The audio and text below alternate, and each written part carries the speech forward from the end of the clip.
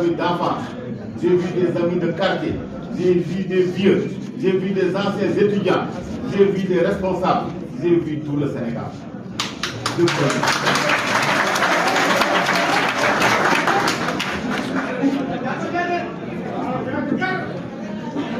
Des rives du fleuve Sénégal jusqu'aux terres profondes de la Casamance, notre terre parle. Elle parle d'un peuple debout, d'un peuple forgé dans le temps, raffermi par l'épreuve, uni par l'histoire, porté par la foi. Traversé siècle après siècle par un souffle d'unité, sur cette terre d'épreuve et de serment. Nos ancêtres ont hissé, fil après fil, l'édifice vivant de la nation. Un corps vivant aux usages multiples, lié par l'honneur, soudé par la parole, façonné dans les palabres, consolidé par la solidarité. Dressé à chaque époque comme un rempart face à l'oubli. Ils ont battu sans bruit, mais avec une constance dans l'ombre des fromagers, à l'abri des regards coloniaux. Ils ont transmis l'éthique du devoir, la noblesse du silence, la force tranquille de l'appartenance. Ils ont fait de l'identité un héritage vivant et de la diversité une richesse à harmoniser. Une trame sacrée tendue vers l'unité. Ils ont mêlé l'épreuve à l'espérance. Gravé la douleur de l'exil dans les bois des cases, semé la promesse du retour dans les champs nocturnes.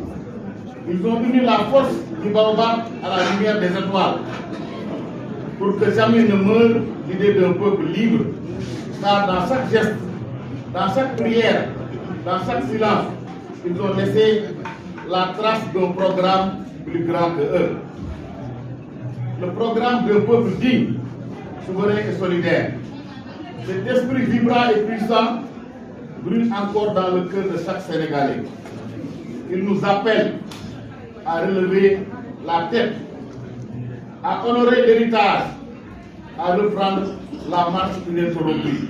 Il nous appelle à la dignité, il nous appelle à la résistance, il nous appelle à la renaissance. Une renaissance organique, racinaire, régénératrice, une renaissance de fond, d'âme et de destin, puisée dans la sève de nos traditions, tendue vers l'horizon d'une souveraineté pleinement assumée. Une renaissance portée par le peuple, pour le peuple et avec le peuple, guidée par la patience, la foi et l'engagement. Nous portons en nous la sagesse de nos confréries soufis. Ce souffle spirituel qui enseigne que la liberté est un combat, que la justice est une exigence, que la paix se conquiert dans l'engagement et le respect mutuel. Aujourd'hui, nous ravivons cette mémoire vivante. Nous ne bâtissons pas sur le sable mouvant d'un passé oublié, mais sur la pierre solide et sacrée de nos valeurs ancestrales. C'est avec cette conscience ancrée, cette identité plurielle et fière que nous bâtissons l'avenir. Et nous invitons à marcher sur les pas des anciens chefs d'État.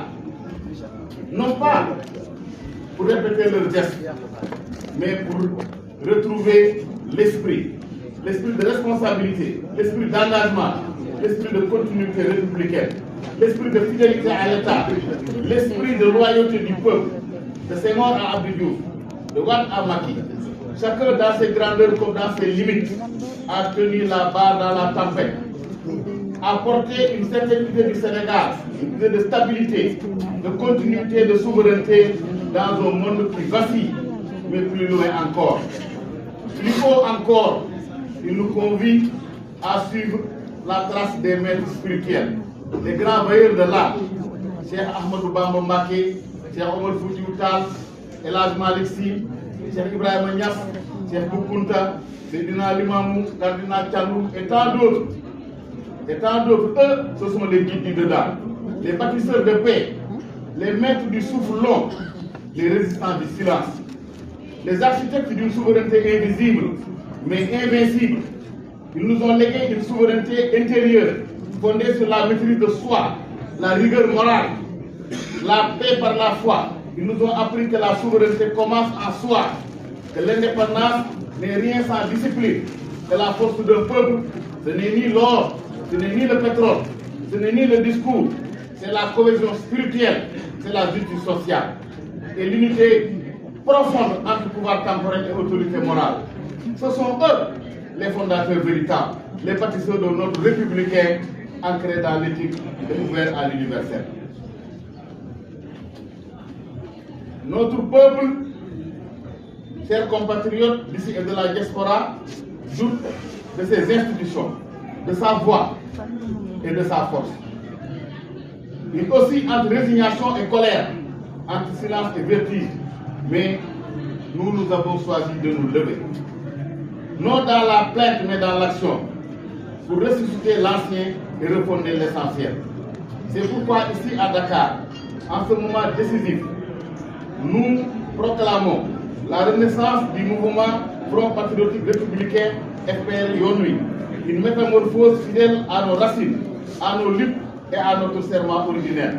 Une réinitialisation souveraine, rompant avec les routines, les mots creux, les compromis sans honneur. Un réveil fondamental de nos forces pour reprendre sans détour le destin national. Ce n'est pas un parti politique de plus, non. Ce n'est pas une étiquette jetée dans la foire aux ambitions. Ce n'est pas un slogan éphémère, né pour meubler les plateaux de télévision ou mourir dans les urnes dans l'oubli. Ce n'est pas un mirage. Nous sommes nés dans le désespoir et nous ne voulons pas nous perdre dans l'illusion. C'est un mouvement de redressement, un levier de reconquête. Mes chers compatriotes, nous venons rompre l'impuissance. Nous venons briser la résignation. Nous venons de rallumer la flamme républicaine. Nous venons de réveiller la force populaire, la force des silences qui grondent, la force sénégalaise, sénégalais.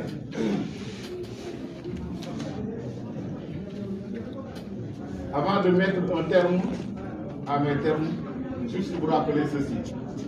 Beaucoup ont fait ma présentation, mais il y a une présentation derrière. Moi, je m'appelle Abdoulaye Bambadji, je suis fils de Toukar, de Kerbamba Leva, de Gandiaye et de Tessékay. Les sages de ce pays, je vous demande de prier pour nous, à l'effet de nous aider à traverser cette odyssée interne. Le chemin ne sera pas sans obstacle. Je ne formule aucune promesse pour le peuple sénégalais. Aucune promesse. Je vous demande juste de